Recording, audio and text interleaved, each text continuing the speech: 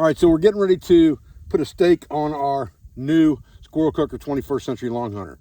Now you can see there's a pigtail side to this post, and that pigtail goes toward the back when it's facing the fire. So if you want to use the pothook side, then you need that end to go through first, so that when there is friction put down on the lever, this is basically a lever and fulcrum on this, weight is pulled down, it locks into the back of that fork. In reverse, if you're going to use the fork side, and this is a good tight fit, it's not sloppy and loose, so if you're going to use the fork side, it's the opposite. You need to put the fork side facing the back of the pigtail with the pigtail here, so that, again, friction holds this thing. Now, remember that there's friction on this when there's weight. So it's not like this thing is just going to spin like it would by your hand, because as soon as you put weight on here, now it's a whole different ball game trying to spin that thing.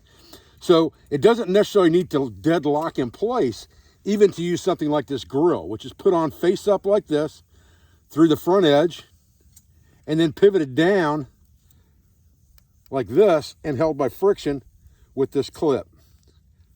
So just slide the clip up and over the top just like that.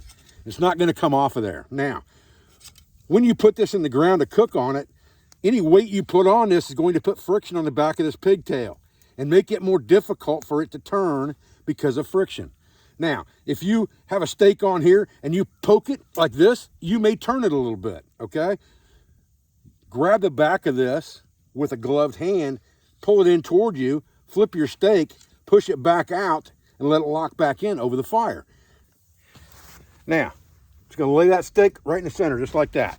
You can see that thing is not gonna flip over or move as long as I don't touch it. And even when I touch it, it doesn't just flip over. It'll move a little bit, but it won't flip over because there's friction back here holding it in place, all right?